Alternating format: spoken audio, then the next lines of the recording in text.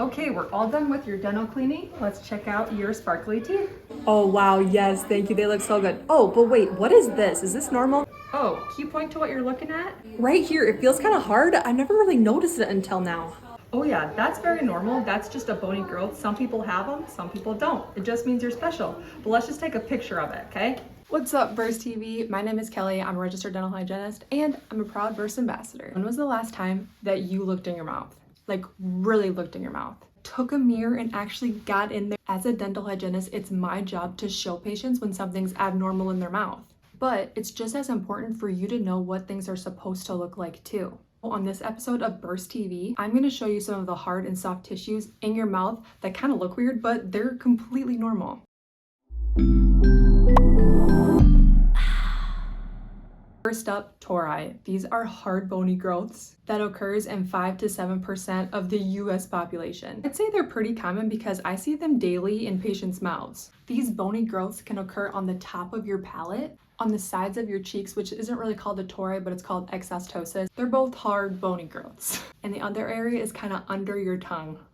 Now, what's difficult for patients who have large tori on the top of their mouth or on the bottom of their mouth is, say it with me, X-rays, which everybody loves. When biting down on the X-ray sensor, it can be pretty painful. Think of bone rubbing up against a hard plastic pokey object that needs to be right in a position so we can get a good X-ray. Yeah, see, not fun. What also isn't fun is if you need dentures. The denture needs to be able to suction cup to the bottom ridge of your mouth, the top of your mouth as well. So now think of bone rubbing against bone when you're eating, drinking, singing. It's gonna move. To make sure that patients get a super nice fitting denture, sometimes they have to file it down. It sounds bad, but dentistry has come a long ways, you guys. I think this is a good spot to just go to like the next normal thing. Papilla on your tongue. Wait, what's a papilla?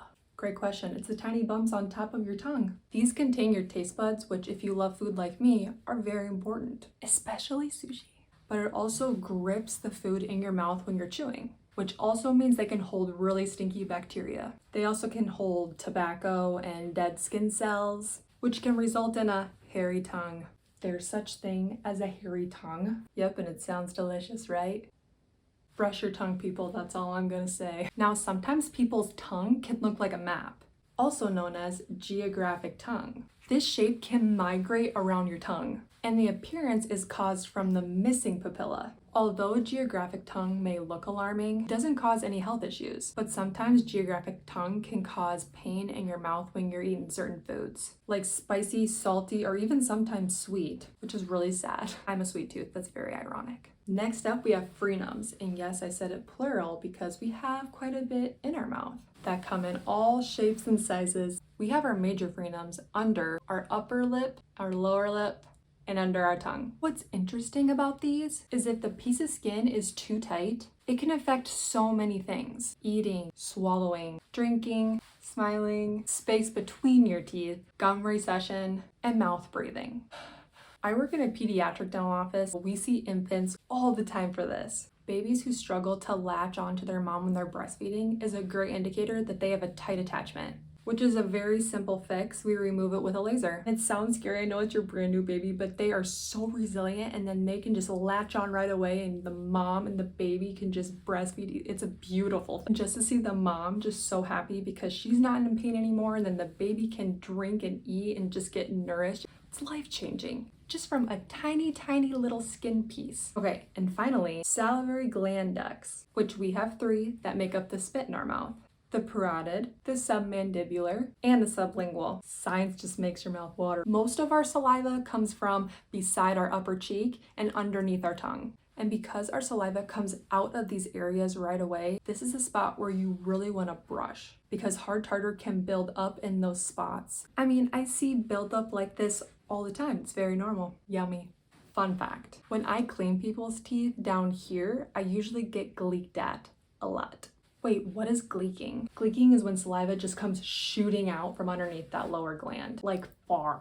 I'm not kidding you. When I was cleaning someone's teeth, they were way down here. My head's way up here, my shoulder's way up here. It came all the way, missed my face, and went past my shoulder. My nephew would say, no cap.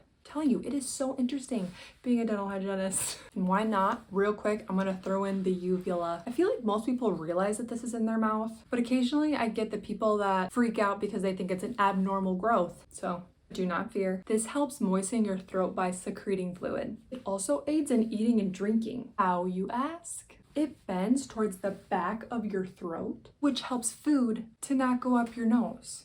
Let's say you're French or German. It helps you form different sounds. And this is the most common that I think people know about the uvula. It triggers gagging and vomiting. Because if you're choking, that is very important. And surprisingly, some people can tuck their tongue behind their uvula. I've seen it before. And that's crazy because these people are not human. All right, guys, let me know in the comments if you found this interesting or if you've learned something. And come back every Thursday to a new video. See you later, guys.